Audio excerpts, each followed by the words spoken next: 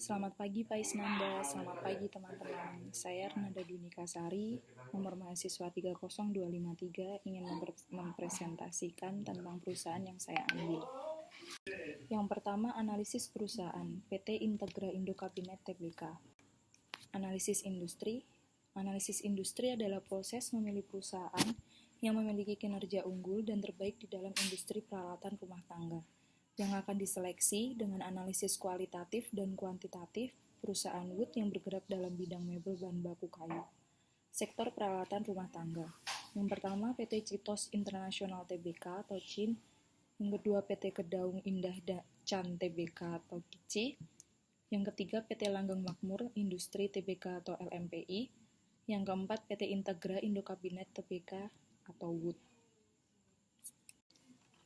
Integra Group adalah salah satu produsen produk kayu terintegrasi vertikal terbesar di Indonesia.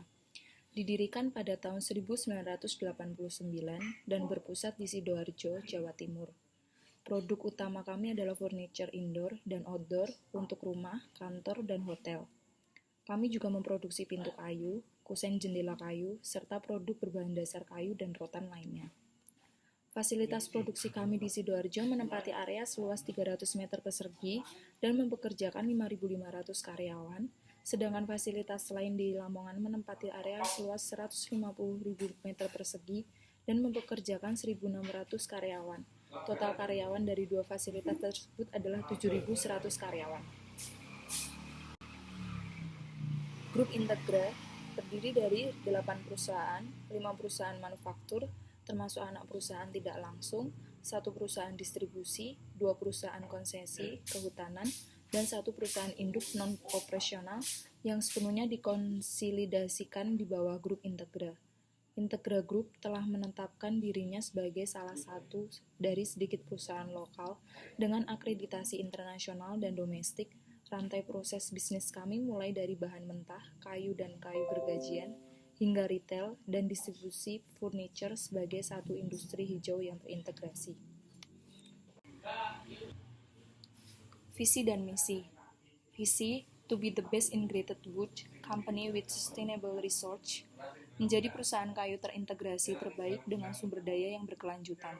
Misi, untuk memberikan kepuasan pelanggan terbaik di pasar yang kami layani.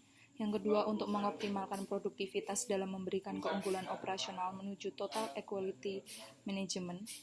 Yang ketiga, membangun tim yang hebat dan efektif dengan nilai-nilai inti yang kuat untuk mendorong dan mencapai pertumbuhan organisasi yang berkelanjutan. Kemudian di sini ada struktur perusahaan. Ada komisaris utama, komisaris independen, direktur utama, wakil direktur utama, dan di bawahnya ada direktur operasional, direktur sales, direktur support. Untuk komisaris utama, Alejandro Rusli, komisaris Stepaniken Ilham, komisaris independen Bing Hartono dan Heri Sunaryadi, direktur utama Halim Rusli, direktur Meti Linlin, Sini Chandra, Wijaja Karli, dan direktur independennya Wang Sutrisno. Kemudian Integra Group mendapatkan penghargaan tahun 2019 Participant of Global Forest and Trade Network, 2015 Sistem Verifikasi Legalitas Kayu, ISO 901, 2015 Sertifikat ISO, 2016 Forest Stewardship Council, 2016 Sertifikat KOMO. Kemudian untuk pemegang sahamnya, PT Integra Indo Lestari dengan persentase 68,16%, Publik dengan persentase 31,84%, Hydro Rusli dengan persentase 0,0%. Maka, perusahaan induk memegang saham dengan persentase terbesar sejumlah 68,16%. IPO. IPO disebut sebagai penawaran saham perdana. Dengan demikian, IPO adalah saham suatu perusahaan yang pertama kali dilepas untuk ditawarkan atau dijual kepada masyarakat atau publik. Karena itu perusahaan yang melakukan IPO sering disebut go public. Berikut data IPO pada tanggal 21 Juni 2017.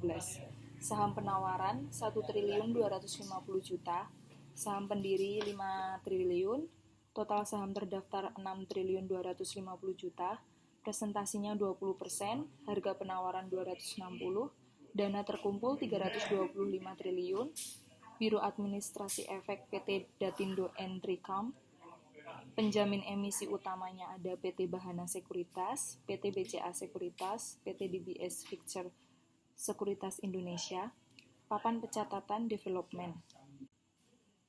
Laba rugi. Berdasarkan laporan keuangan PT Integra Indo Kabinet dari tahun 2019 triwulan 3, tahun 2020 triwulan 3 mengalami peningkatan sebesar 476 triliun 339 juta 154.164 rupiah. Analisis kualitatif. Bahan baku. Dengan adanya kekurangan bahan baku di Cina, Wood berniat untuk lebih giat melakukan ekspansi ke pasar internasional. Mereka pun berencana mendorong pertumbuhan kinerja. Pasalnya, mereka melihat Indonesia merupakan salah satu negara kayu terbesar di dunia. Kemudian faktor yang kedua adalah mengenai SDM dan mempunyai power yang sangat banyak. Jadi dua faktor itu yang menentukan bahwa tidak ada alasan kita untuk bisa bersaing dengan negara internasional player seperti Vietnam dan China. Kemudian ada dampak COVID-19. Di tengah pandemi virus corona, industri manufaktur ditantang untuk dapat bertahan dengan menjaga produktivitas pabrik tanpa mengabaikan protokol kesehatan. Salah satunya jaga jarak fisik, physical distancing. Perusahaan juga melakukan penyemprotan disinfektan rutin seluruh ruangan atau area pabrik, membagikan masker bagi karyawan dan vitamin secara periodik dan buah tambahan. Demografi. Mengusung konsep personalisasi atau kustomisasi, Modena meluncurkan program Me by Modena, program yang dibuat pertama kali di Indonesia dalam industri home appliance atau alat rumah tangga, memberikan para pelanggan kesempatan untuk mempersonalisasikan tampilan depan home appliance yang akan dibeli sehingga sesuai dengan kepribadian dan keinginannya. Berkembangnya zaman, berkembang pula keinginan masyarakat. Maka dari itu, industri peralatan rumah tangga berusaha mempelajari keinginan konsumen, agar tidak kalah bersaing dengan industri lain yang sudah dulu memperkenalkan produk modern. Persaingan. PT Integra Tbk Indo Kabinet atau Wood justru kebanjiran order hingga 1,80 triliun pada Februari lalu. Di tengah gempuran perang dagang dan pandemi COVID-19, rupanya perang dagang Amerika Serikat dan Tiongkok menjadi pemicu, trigger, meningkatnya pesan produk furniture perusahaan berbasis di Sidoarjo, Jawa Timur atau Jatim. Mayoritas order berasal dari pasar luar negeri karena 80-85% produk Integra diekspor. Di sini ada regulasinya. Yang pertama, Undang-Undang Nomor 5 Tahun 1984 itu menjelaskan tentang perindustrian. Kemudian pasal 21 ayat 1 Undang-Undang Nomor 5 Tahun 1984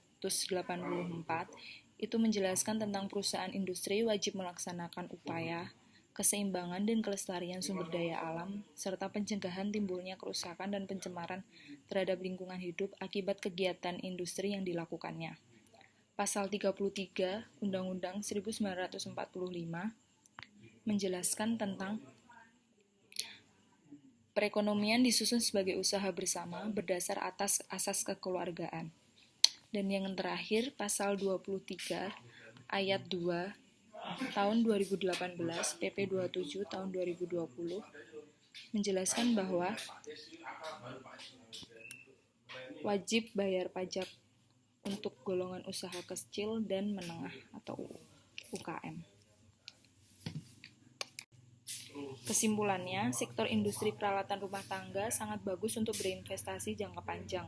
Dapat dilihat dari hasil analisis kualitatif Wood selalu mengalami kenaikan. Kemudian analisis kuantitatif. Di sini ada berbagai jenis rasio dari berbagai perusahaan. Ada ROA, ROE, PER, DER, PBVR, dan dividend yield. Jika dilihat dari perbandingan rasio tersebut, maka Wood menduduki kedudukan yang pertama.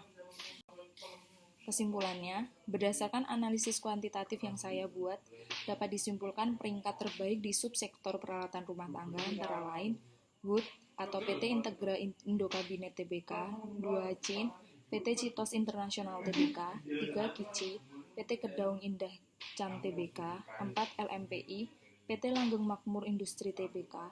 Dari peringkat di atas dapat disimpulkan bahwa Wood atau PT Integra Indokabinet Tbk menjadi perusahaan terbaik di subsektor industri peralatan rumah tangga dengan berbagai indikator peringkat tertinggi, sales growth, operating profit, DER, PER, BVPS, ROE, dan dividend yield. Analisis teknikal. Di sini ada moving average. Dilihat dari gambarnya, itu tidak terjadi oversell. Kemudian ada MACD. Ini adalah bagan-bagan dari MACD. Kalau yang biru itu MACD line, sedangkan yang merah itu signal line.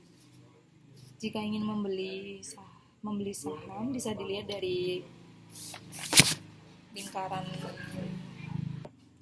lingkaran hitam. Kemudian jika ingin menjual saham, kita lihat di lingkaran yang merah. Di sini juga ada RSI.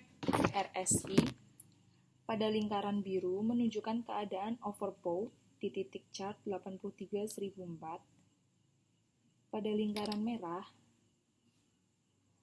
menunjukkan keadaan oversold yang menyebabkan kenaikan harga saham sehingga investor sebaiknya membeli saham. Dan yang terakhir William Persen R. Pada lingkaran oranye terjadi oversold, sebaiknya investor membeli saham pada saat oversold. Dan pada lingkaran hitam terjadi overbought yang diikuti dengan penurunan harga yang sebaiknya investor menjual sahamnya. Sekian presentasi dari saya. Kurang lebihnya saya mohon maaf. Terima kasih.